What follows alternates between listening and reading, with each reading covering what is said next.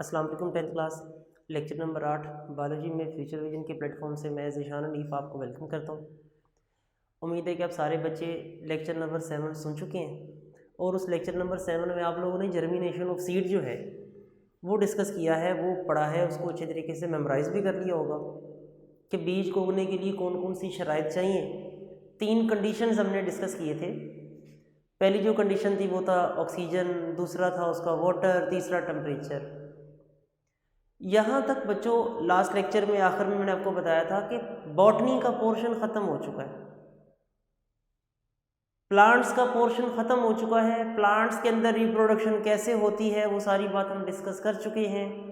आज हमारा जो मेजर टॉपिक है, जो हमारी मेजर हेडिंग है, that is reproduction, specially sexual reproduction in animals. आज हम एनिमल्स के अंदर सेक्सुअल रिप्रोडक्शन का मेथड पढ़ेंगे।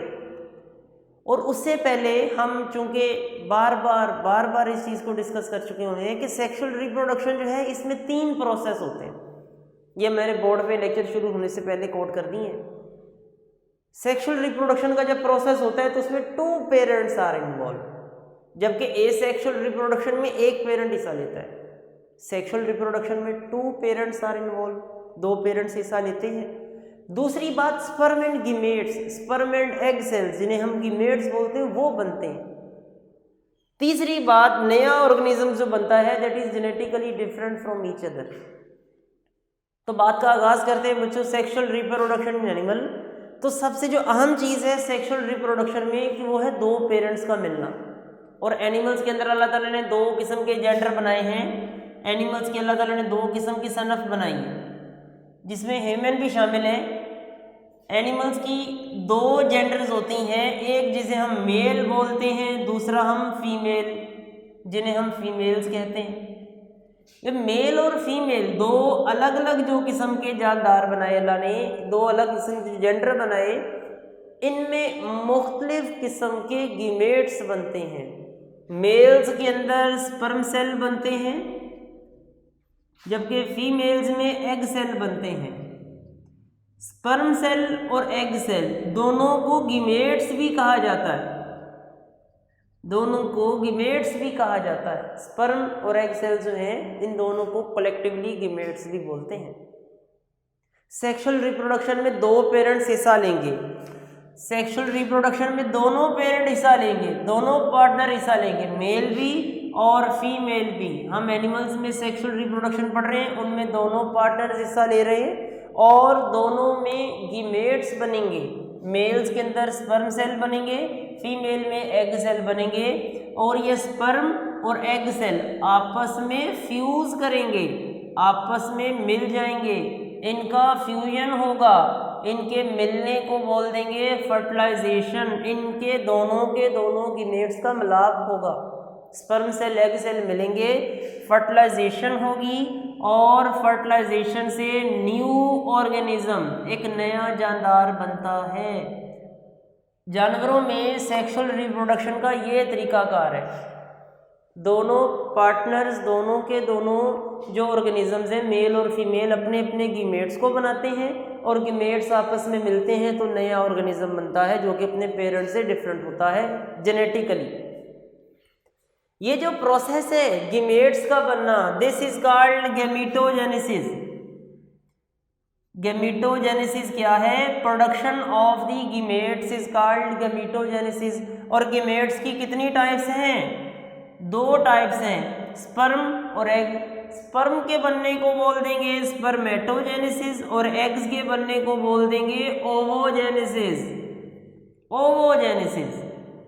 मैं फिर से रिपीट करता हूं बच्चों, 3 छोटी छोटी डेफिनेशंस मैंने बोली हैं। गैमीटोजेनेसिस क्या है? Production of the gametes, production of gametes in males and females. Males और फीमेल्स में गीमेट्स का बनना गैमीटोजेनेसिस है। गीमेट्स की 2 टाइप्स हैं, स्पर्म सेल और एग सेल। स्पर्म सेल के बनने को बोल देंगे स्पर्मेटोजेनेसिस, एग सेल्स के बनने को बोल देंगे ओवोजेनेसिस। ओवोजेनेसिस के प्रोसेस में क्या बनता है? एग्स बनते हैं। स्पर्मेटोजेनेसिस के प्रोसेस में क्या बनेगा? स्पर्म बनेगा। स्पर्म और एग क्या है? गीमेट्स हैं। तो गीमेट्स के बनने को क्या बोल देंगे? गैमीटोजेनेसिस। अच्छा बच्चों, ये जो गीमेट्स बनते हैं, स्पर्म और एग जो बनते हैं, ये इन ऑर्गेनिजम्स के अंदर मेल और फीमेल में खास ऑर्गन्स हैं, ये वहाँ बनते हैं। जैसा कि मेल्स के अंदर जो स्पर्म बनते हैं, मेल्स में खास ऑर्गन है, उस ऑर्गन का नाम है टेस्टिस। टेस्टिस, ये टेस्टिस में बनते हैं। जबकि फीमेल्स के अंदर जो एग्स बनने का प्रोसेस है, उसका एक स्पेशल ऑर्गन है ओवरी, वो ओवरी में बनते हैं। मैं फिर से बोलता हूँ, मेल्स और फीमेल्स के जो स्पर्म सेल और एग सेल्स हैं, इनके स्पेशल ऑर्गन्स के अंदर बनते हैं, जिन्हें टेस्टिस और ओवरीज कहा जाता है। स्पर्म सेल बनने का जो प्रोसेस है वो टेस्टिस में होता है, और जो एग्स बनने का प्रोसेस है ये ओवरीज में होता है। ये जो टेस्टिस और ओवरीज हैं, इन्हें गोनेड्स भी कहते हैं। गोनेड्स, गोनेड्स क्या है? गोनेड्स वो ऑर्गन्स हैं जिन ऑर्गन्स में स्पर्म और एग बनते हैं। और गोनेड्स कितनी किस्म के हैं? 2 किस्म के हैं। मेल गोनेड्स जो है उन्हें हम टेस्टिस बोलते हैं, जबकि फीमेल्स गोनेड्स जो हैं उन्हें हम ओवरीज कहते हैं। गोनेड्स वो ऑर्गन्स हैं जहां पर गीमेट्स बनते हैं। ये बच्चों एमसीक्यूज है, ये जो मैंने सारी बातें बोली हैं, it may be your MCQs. छोटा सा शॉर्ट क्वेश्चन भी बन सकता है। मैं ज़रा अपनी बात को दोहरा लूँ, रिकॉल करूँ, फिर हम अपने नेक्स्ट टॉपिक की तरफ मूव करते हैं कि स्पर्म कैसे बनते हैं। स्पर्मेटोजेनेसिस पे नोट आता होता है। उससे पहले मैं आपको बता दूं, सेक्सुअल रिप्रोडक्शन में एनिमल्स कैसे होती है। सेक्सुअल रिप्रोडक्शन में चूंकि 2 पार्टनर्स हिस्सा लेते हैं, 2 पेरेंट्स हिस्सा लेते हैं, मेल और फीमेल। मेल्स के अंदर गीमेट्स जो बनते हैं वो स्पर्म सेल हैं, फीमेल के जो गीमेट्स हैं उन्हें एग सेल्स कहा जाता है। जो मेल्स के गीमेट्स हैं वो खास ऑर्गन में बनते हैं जिन्हें हम टेस्टिस कहते हैं, जबकि फीमेल्स के जो गीमेट्स हैं वो एक खास स्पेशल ऑर्गन जिन्हें हम ओवरीज कहते हैं, वहाँ बनते हैं। इन ऑर्गन्स को गोनेड्स भी कहा जाता है। गोनेड्स वो ऑर्गन्स जहाँ पर गीमेट्स बने। गीमेट्स के बनने को कहते हैं गैमीटोजेनेसिस, स्पर्म के बनने को बोल देंगे स्पर्मेटोजेनेसिस, और एग्स के बनने को बोल देंगे ओवोजेनेसिस। हमारा आज का जो लॉन्ग क्वेश्चन अभी मैं लिखने लगा हूं सामने बोर्ड पे, that is a note on spermatogenesis. Spermatogenesis पे नोट लिखें। सबसे पहले तो बच्चों आपको ये पता होना चाहिए व्हाट इज स्पर्मेटोजेनेसिस। स्पर्मेटोजेनेसिस है क्या? तो आप लिखेंगे production of sperm. Production of sperm, sperm का बनना स्पर्मेटोजेनेसिस कहलाता है। स्पर्मेटोजेनेसिस क्या है? मेल्स के अंदर स्पेशल ऑर्गन्स के अंदर टेस्टिस के अंदर स्पर्म्स का बनना स्पर्मेटोजेनेसिस कहलाता है। स्पर्मेटोजेनेसिस का प्रोसेस जो है मेल गोनेड्स में होता है। उन गोनेड्स का नाम है टेस्टिस। टेस्टिस तादाद में 2 होते हैं। मेल गोनेड्स जो हैं टेस्टिस ये तादाद में 2 होते हैं, और इनके अंदर बारीक और इंतहाई फाइन, बारीक छोटी छोटी नालियां होती हैं। उन नालियों को बोलते हैं सेमीनेफ्रस ट्यूब्यूल। मैं रिपीट करता हूं बच्चों, जो टेस्टिस हैं दीज आर 2 इन नंबर, तादाद में ये 2 होते हैं। और हर टेस्टिस जो होता है, each testis consist of a very small and fine network of tubule, बारीक बारीक नालियों पर मुश्तमिल होता है। These fine tubules are called seminiferous tubule. मैं यहाँ पर फ्लो चार्ट की मदद से ही सारा टॉपिक जो है क्लियर करूँगा। मैं यहाँ पर लिखता हूँ testis, each testis consist of tubules, these tubules are called seminiferous tubule. इन ट्यूब्यूल्स को सेमीनेफ्रस ट्यूब्यूल्स कहते हैं। हर सेमीनेफ्रस ट्यूब्यूल जो है, इसके अंदर वाला जो हिस्सा होता है, ट्यूब्स का जो अंदर वाला हिस्सा, वहाँ पर कुछ खास किस्म के सेल होते हैं जिन्हें स्पर्मेटोगोनिया कहते हैं। स्पर्मेटोगोनिया ये डिप्लॉयड सेल होते हैं, 2n। ये डिप्लॉयड सेल्स होते हैं, 2n होते हैं। स्पर्मेटोगोनिया जो होते हैं इनमें माइटोसिस का प्रोसेस होता है। मैं रिपीट करता हूं, टेस्टिस में जो ट्यूब्यूल्स हैं these are called seminiferous tubule. Seminiferous tubules के अंदर जो सेल्स मौजूद हैं इन्हें हम स्पर्मेटोगोनिया कहते हैं। ये डिप्लॉयड सेल होते हैं। डिप्लॉयड सेल, इनमें क्रोमोसोम्स के दोनों सेट मौजूद हैं। स्पर्मेटोगोनिया जो होती है इनमें माइटोसिस होती है, माइटोसिस का प्रोसेस होता है और स्पर्मेटोगोनिया से बन जाते हैं प्राइमरी स्पर्मेटोसाइट्स। Primary spermatocytes. और आपको पता है प्राइमरी स्पर्मेटोसाइट चूंकि माइटोसिस से बने हैं इनमें भी क्रोमोसोम्स 2n ही होंगे, क्योंकि माइटोसिस एक ऐसा प्रोसेस है, इस प्रोसेस में नंबर ऑफ क्रोमोसोम्स जो डॉटर सेल में है पेरेंट्स के जितने ही होते हैं। प्राइमरी स्पर्मेटोसाइट्स में मीओसिस होती है, मीओसिस। और आप जानते हैं मीओसिस का जो प्रोसेस है ये 2 डिवीजन से मिलकर बनता है। 9th क्लास अगर बच्चों आपको थोड़ा सा मैं यहाँ पर बताऊं, ये एक सेल है, एक मर्तबा डिवाइड होगा, फिर नेक्स्ट टाइम ये फिर से डिवाइड होगा, यानी कि मीओसिस में सेल 2 टाइम डिवाइड होता है। Meiosis 1, meiosis 2। पहली डिवीजन में 1 से 2 सेल बनते हैं, दूसरी डिवीजन में 2 से 4 सेल बनते हैं और उनमें क्रोमोसोम अपने पेरेंट की निस्बत आधे रह जाते हैं। प्राइमरी स्पर्मेटोसाइट में पहली मीओसिस होगी, सेकेंडरी स्पर्मेटोसाइट्स बन जाते हैं। सेकेंडरी स्पर्मेटोसाइट्स, जो सेकेंडरी स्पर्मेटोसाइट्स होते हैं इनमें सेकंड मीओसिस होती है, मीओसिस 2, और इनसे बन जाते हैं स्पर्माटिड। स्पर्माटिड्स। और स्पर्माटिड क्या होंगे बच्चों? डिप्लॉयड होंगे कि हैप्लॉयड होंगे? क्या उनमें भी क्रोमोसोम की तादाद अपने पेरेंट जितनी होगी? नहीं, हरगिज नहीं, बिल्कुल नहीं। उसकी क्या वजह? उसकी वजह यह है कि जो मीओसिस की वजह से सेल बनते हैं उनमें तो क्रोमोसोम आधे रह जाते हैं। माइटोसिस की वजह से तो क्रोमोसोम जितने पेरेंट में थे उतने नए सेल में बने, जबकि प्राइमरी स्पर्मेटोसाइट में मीओसिस होगी तो पहले सेकेंडरी स्पर्मेटोसाइट बनेंगे, सेकेंडरी स्पर्मेटोसाइट में मीओसिस 2 होगी तो स्पर्माटिड बन जाएंगे, स्पर्माटिड n होंगे, 2n नहीं होंगे। हालांकि ये 2n से बने लेकिन ये n होंगे। इनमें क्रोमोसोम आधे रह जाएंगे क्योंकि ये मीओसिस के जरिए बन रहे हैं। स्पर्माटिड जो होते हैं ये मूव नहीं कर सकते, ये नॉन लोकोमोटिव होते हैं, हरकत नहीं कर सकते। जबकि हमने पढ़ा है, सुना है, डेली लाइफ में ऑब्जर्व किया है, स्पर्म तो मोटाइल होते हैं, स्पर्म तो मूव कर सकते हैं, हरकत करते हैं।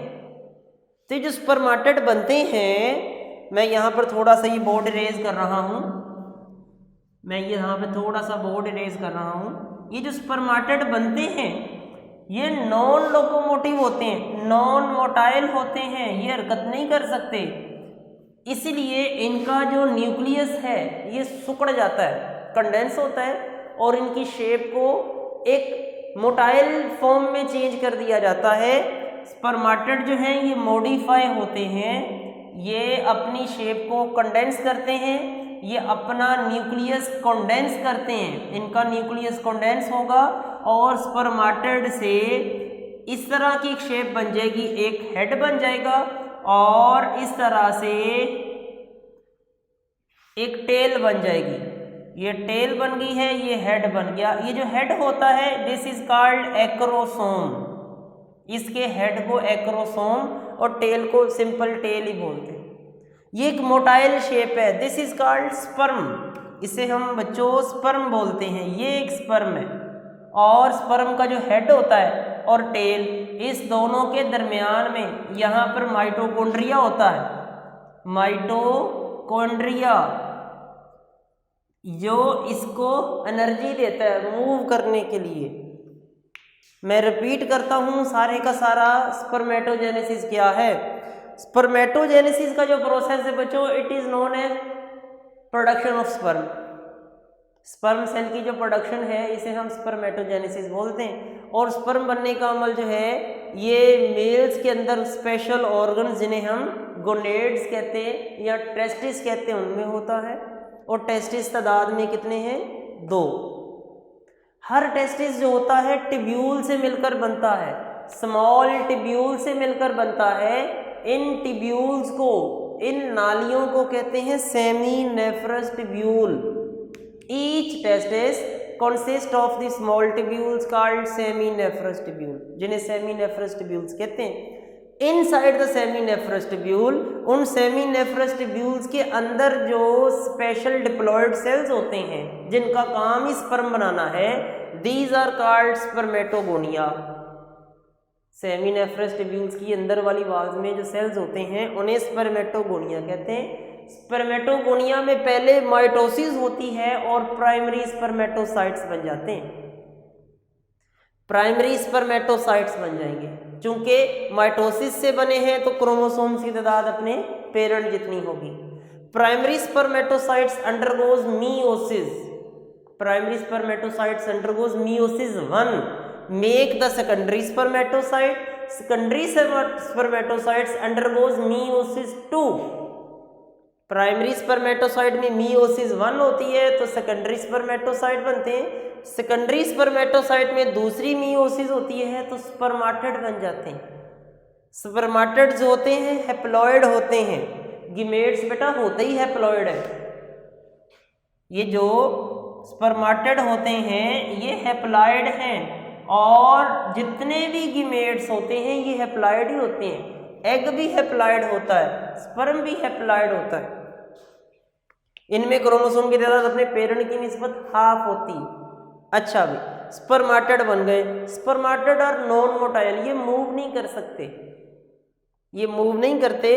दे are modified, their shape is modified to motile shape. इन्हें चेंज किया जाता है, मोटाइल फॉर्म में ले जाया जाता है। इनका जो न्यूक्लियस है कंडेंस होता है, सिकुड़ता है और एक हेड की सूरत बना देता है, एक हेड की सूरत बना देता है। This head is called acrosome and make a tail, और एक टेल बन जाती है। हेड और टेल, हेड और टेल के दरमियान एक माइटोकॉन्ड्रिया का रिंग होता है जो इसको एनर्जी प्रोवाइड करता है। ये बेटा ओवरऑल एक स्पर्म सेल बन जाता है। अब ये मोटाइल है, अब ये मूव कर सकता है, अब ये आगे फर्टिलाइजेशन के अंदर हिस्सा ले सकता है। ठीक है, ये एक नोट है, राइट अ डिटेल नोट। ये आपका बेटा लॉन्ग क्वेश्चन है और ये इंपॉर्टेंट लॉन्ग क्वेश्चन है। अगर सेक्सुअल रिप्रोडक्शन में से कोई लॉन्ग क्वेश्चन आ सकता है तो वो आएगा write a detail note on spermatogenesis, write a note on oogenesis या नोट ऑन फर्टिलाइजेशन। ये हमने तीनों टॉपिक डिस्कस करने हैं। आज हमने एक टॉपिक डिस्कस किया है स्पर्मेटोजेनेसिस पे नोट, और बाकी बेशुमार एमसीक्यूज जो हैं, बेशुमार एमसीक्यूज जो है वो हमने हाईलाइट किए हैं। ये सारे एमसीक्यूज हैं। मैं सुनता हूँ, ज़रा मैं बोर्ड के सामने आ जाता हूँ ताकि आप लोगों को नज़र ना आए, और मैं आपसे सुनता हूँ। इन सेक्सुअल रिप्रोडक्शन कितने पेरेंट्स हिस्सा लेते हैं? दो पेरेंट्स हिस्सा लेते हैं। दूसरी बात, मेल गीमेट्स को क्या कहते हैं? स्पर्म बोलते हैं। फीमेल गीमेट्स को क्या बोलते हैं? एग्स बोलते हैं। मेल गीमेट्स जो हैं जिन्हें हम स्पर्म बोलते हैं, जिस ऑर्गन में बनते हैं उस ऑर्गन को क्या कहते हैं? टेस्टिस। फीमेल गीमेट्स जिस ऑर्गन में बनते हैं उन्हें क्या बोलते हैं? ओवरीज। ओवरीज और टेस्टिस को हम क्या बोलते हैं? Gonads. Production of sperm is called spermatogenesis. Production of egg is called ओवोजेनेसिस।